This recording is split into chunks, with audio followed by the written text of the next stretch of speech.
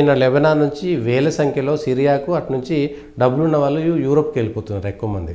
అది వెళ్తారు. ఎందుకంటే ఇప్పుడు చాలా దేశాలు స్పష్టంగా లెబనాన్కి చెప్తూ వచ్చాయి, మీరు హిజ్బుల్లాని బయటికి పంపించండి. ఓకే, హిజ్బుల్లాని మీ మధ్యలో పెట్టుకుని మీకు శాంతి కావాలంటే ఎట్లా కుదురుతుంది? కుదరదు.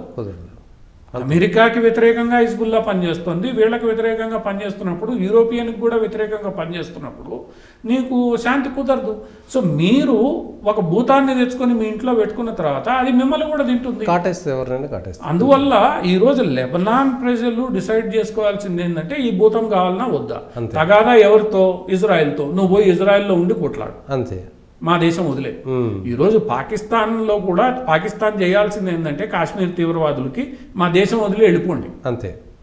మీరు కాశ్మీర్ కోసం పోరాడుతున్నారు, పోయి కాశ్మీర్లో పోరాడండి, అంతేగాని ఇక్కడ కూర్చొని కరాచీ, లాహోర్, ఇస్లామాబాద్లో కూర్చొని ఇండియాకి వ్యతిరేకంగా మేము పోరాటం చేస్తామంటే అది అయ్యే పని కాదు భవిష్యత్తులో.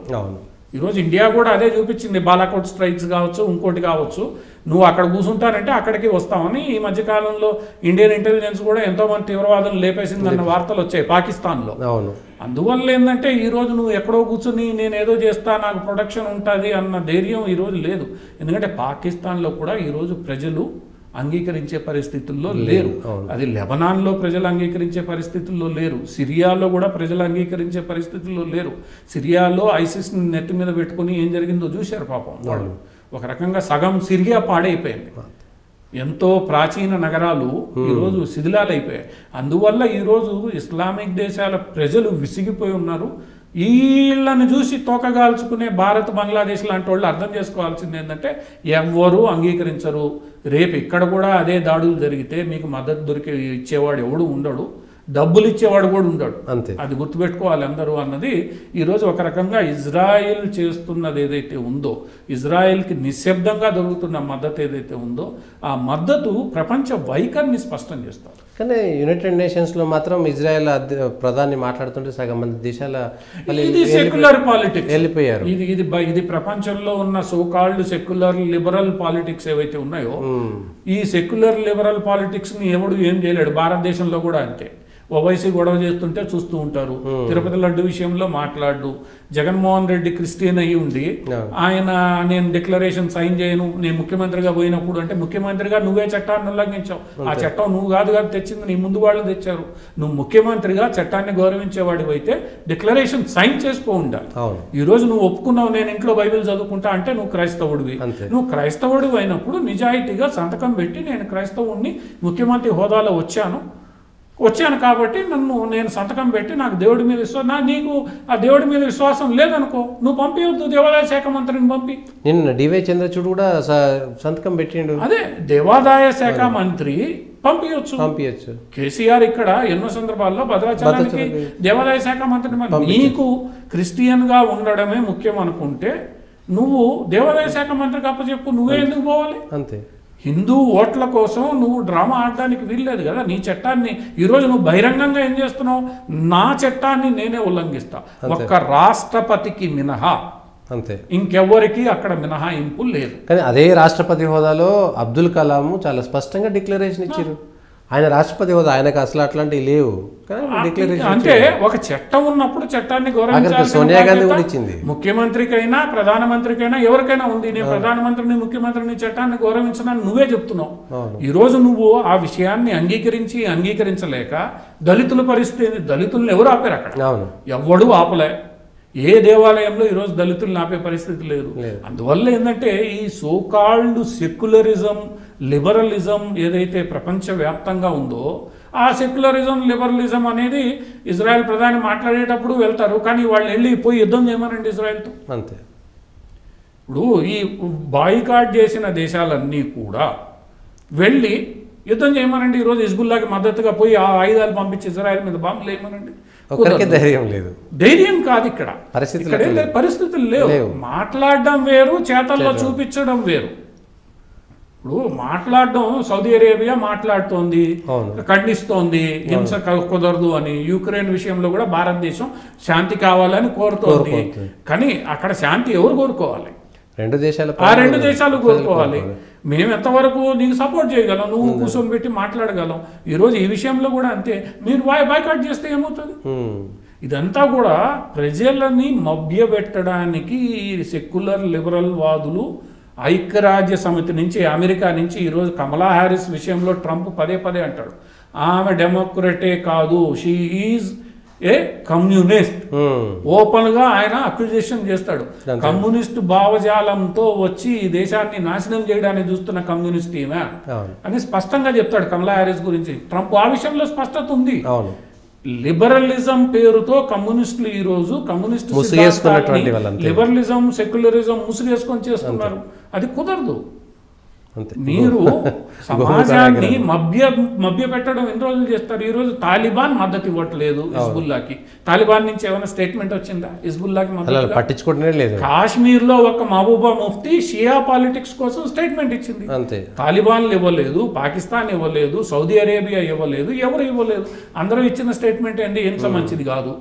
అందరూ కోరుకునేది హింస మంచిది కాదు కదా. ఇప్పుడు హిజ్బుల్లా వాడింట్లో వాడు కూర్చుంటే ఇజ్రాయెల్ ఏం చేయదు.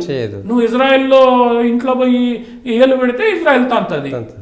దీంతో ఇప్పుడు చావు దెబ్బ అన్నట్టేనా హిజ్బుల్లా? ఇంకా హిజ్బుల్లాకు ఒక రకంగా చాలా ఇబ్బందికరమైన పరిస్థితి. ఎందుకంటే ఈ రోజు హిజ్బుల్లా కమ్యూనికేషన్ నెట్వర్క్ దెబ్బతినేసింది. హిజ్బుల్లాకి ఇరాన్ తప్ప ఎవరు మద్దతు ఇచ్చే పరిస్థితులు లేరు. ఈ రోజు అమెరికా వీళ్ళందరూ కూడా హిజ్బుల్లా పోవాలని, హిజ్బుల్లా తీవ్రవాదులు వాళ్ళకు కూడా తెలియదేమో మావోడెవడో మంది. ఇప్పుడు రెండోది ఏంటి, ఎవరైతే వీళ్ళని కలుపుతున్నారో వాళ్ళు కీలక కమాండర్లు 4 పోయారు. చీఫ్ తో పోయాడు, ఆ సౌత్ ఏదైతే కీలకమైన ప్రాంతమో ఆ సౌత్ కమాండర్ పోయాడు, వాళ్ళ యొక్క మిలిటరీ స్ట్రాటజీ కమాండర్ సెకండ్ వాడు పోయాడు. ఈ రోజు ఎవరైతే ఈ నసరుల్లాని రీప్లేస్ చేస్తాననుకుంటున్నారో కమాండర్ వాడు పోయాడు. ఆ తర్వాత ఇంకొక వ్యక్తిని వీళ్ళు ప్రకటించారు. ఆ వ్యక్తి ఎక్కడున్నాడో తెలియదు. ఆ వ్యక్తి ఎక్కడున్నా కూడా ఈ రోజు కమ్యూనికేషన్ వ్యవస్థని వాడుకునే పరిస్థితి లేదు. ఈ రోజు వస్తున్న వార్తలు ఏంటంటే నస్రుల్లా కూడా అక్కడ వచ్చి కూర్చోడానికి గత వారం రోజులుగా పేజర్ల అటాక్ జరిగిన తర్వాత మాట్లాడడానికి వీలు కాని పరిస్థితుల్లో తప్పనిసరి ఆ బంకర్లో వచ్చి కూర్చోవాల్సి వచ్చింది. వాళ్ళకి వేరే కమ్యూనికేషన్ లేదు. ఎట్లా మాట్లాడాలి, వ్యవస్థను నడపాలి కాబట్టి ఆ కమాండర్లందరూ అక్కడ వచ్చి కూర్చొని పనిచేయాల్సిన పరిస్థితి చిక్కేలా చేసింది. అటువంటి పరిస్థితుల్లో ఈ రోజు ఆ నెట్వర్క్ దెబ్బతిన్న వేళ ఆ నెట్వర్క్ని కూడగట్టుకోవడం ఇజ్రాయెల్ ఏం ఆపట్ల. రోజుకి 100 విమానాలు పోయి బాంబులు వేసి వస్తున్నాయి. అంతే. ఆ 100 విమానాలకు కావాల్సిన బాంబులు అమెరికా ఇస్తుంది. దిగులే లేదు. అందువల్ల అక్కడ ఏమీ ఇబ్బంది ఇజ్రాయెల్కి లేదు. నువ్వే ఈ రోజు రక్షణ కోసం పరిగెత్తాలి. అంతే. రెండవది ఏంటంటే మనం ఏ తీవ్రవాద సంస్థను చూసినా అల్ఖైదా కానీ ఐసిస్ కానీ దాని యొక్క నేతలు ఎవరైతే వ్యవస్థాపకులు కీలక వ్యక్తులు ఉన్నారో వాళ్ళు చనిపోయిన తర్వాత ఆర్గనైజేషన్స్ వీక్ అయిపోతాయి. ఎందుకంటే వాళ్ళ మీద ఆధారపడి, వాళ్ళ యొక్క ప్రభావం మీద ఆధారపడి, వాళ్ళ యొక్క ఇమేజ్ మీద ఆధారపడి నడిచే ఈ సంస్థలు ప్లానింగ్లో ఒకసారి దెబ్బతింటే కీలకమైన వ్యక్తులు ఆ ప్లానింగ్ అంతా పోతుంది, ఆ ఇమేజ్ పోతుంది. రెండోది బలవంతంగా బయటకు వస్తుంది. వీళ్ళందరికీ మద్దతు ఇచ్చే ఇరాన్లో కూడా భయం పుట్టుకుంది ఈరోజు. ఎందుకంటే అమెరికా మిగతా అందరూ ఈరోజు ఇరాన్ యుద్ధానికి వస్తే సౌదీ అరేబియా మద్దతు ఇవ్వదు. ఎవరు మద్దతు ఇస్తారన్న గ్యారంటీ లేదు. ఇటు అమెరికా ఇటు అందరూ కలిసి ఇరాన్ మీద పడితే ఇరాన్కి అంత శక్తి లేదు. రష్యా లాగా శక్తివంతమైన దేశం కాదు ఇరాన్. తట్టుకోలేదు. ఇరాన్ దగ్గర ఆటం బాంబులు లేవు, ఇజ్రాయెల్ దగ్గర అణ్వాయుధాలు ఉన్నాయి, అమెరికా దగ్గర ఉన్నాయి. తట్టుకోలేదు ఇరాన్. అటువంటి పరిస్థితుల్లో ఈరోజు ఇరాన్ కూడా చేసే పరిస్థితి ఏమీ లేదు. అందుచేత ఏంటంటే ఇదంతా కూడా ఒక రకంగా ప్రపంచ రాజకీయాల్ని ప్రభావితం చేస్తూ ఉన్నాయి, నెమ్మదిగా మారుస్తున్నాయి. ఈ విషయాన్ని హిజ్బుల్లా లాంటి సంస్థలు అర్థం చేసుకోవాలి. అర్థం చేసుకోలేకపోతే కొన్ని రోజులకి అవి ఇప్పుడు అల్ఖైదా పరిస్థితి ఏమైందో ఐసిస్ టార్గెట్ చేసుకుని కానీ ప్రపంచ దేశాలు దిగితే అల్ఖైదా ఐసిస్లే కనుమరుగైనప్పుడు, తాలిబాన్లే గుమ్మును కూర్చోగలిగినప్పుడు హిజ్బుల్లా పరిస్థితి కూడా అంతే. నువ్వు కూర్చో, లెబనాన్లో ఎన్నికల్లో పాల్గొను, ఏమైనా చేసుకో, ఇజ్రాయెల్ జోలికి పోవద్దు.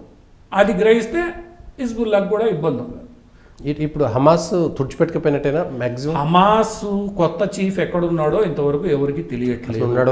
అసలు ఉన్నాడో లేడో తెలియదు. అమ్మాయి వేషంలో తిరుగుతున్నాడని కొందరు, అతను ఎక్కడున్నాడో కానీ అతను అసలు గాజాలోనే లేడని కొందరు. గాజాలో ఈరోజు ఇజ్రాయెల్ పట్టు బిగించిన వేళ అతను ఎక్కడున్నాడు, గాజాను వదిలిపెట్టిపోయాడని కొందరు. రకరకాల వార్తలు వస్తున్న నేపథ్యంలో ఈరోజు హమాస్ అనేది మళ్ళా లేవడం చాలా కష్టమైన పని. ఎందుకంటే ఇజ్రాయెల్ ఆ చివరి నుంచి చివరి దాకా క్లీన్ చేస్తూ వస్తుంది. ఆ క్లీనింగ్లో వాళ్ళు 100 మీటర్లు లోపలికి తవ్వుతూ వెళ్తున్నారు.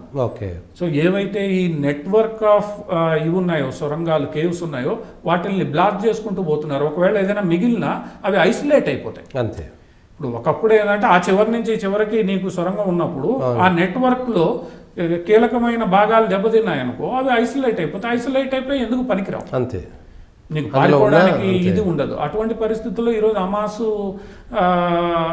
మళ్ళా లేస్తుందా అన్నది వేరు. ఇజ్రాయెల్ కూడా డిటర్మినేషన్తో ఉంది, గాజాని మేము తిరిగి అప్పచెప్పము, ఇవ్వదు ఇంకా, మాకు నమ్మకం వచ్చేదాకా గాజాని మేము వదిలిపెట్టము స్పష్టం చేసేసింది ఇజ్రాయెల్. గాజా రఫా దాకా గాజా ఏదైతే ఉందో మొత్తం స్ట్రిప్ ఏదైతే ఉందో దాన్ని వదిలిపెట్టము. ఆ విషయంలో ఇజ్రాయెల్ స్పష్టంగా ఉంది. ఇజ్రాయెల్ ఈ రోజు ఉన్న పరిస్థితుల్లో ఇజ్రాయెల్తో మాట్లాడే పరిస్థితి లేదు. మహా అంటే ఇజ్రాయెల్ ఏం చేస్తుందంటే ఈ గాజా ప్రజలందరినీ పాలస్తీన్లో పెట్టుకోండి, అక్కడ కావాలంటే భూభాగం ఇస్తాం, అంతే. ఇది ఇవ్వం, ఎందుకంటే ఇన్నేళ్లు చూసాం కదా, ఇది కాదు. సో ఇజ్రాయెల్ బార్గెనింగ్లో అప్పర్ హ్యాండ్లోకి వచ్చింది. అటువంటి పరిస్థితుల్లో ఈరోజు అక్కడ మళ్ళా హమాస్ లేవు. ఇప్పుడు ఇజ్రాయెల్ హూతీస్ సమస్య వేరు, హూతీస్కి ఇజ్రాయెల్ కొంత దూరం ఉంది. హిజ్బుల్లాని కానీ కొట్టేస్తే ఇజ్రాయెల్ కొంతవరకు ప్రశాంతంగా ఉండే అవకాశం, ఇబ్బంది ఉండదు.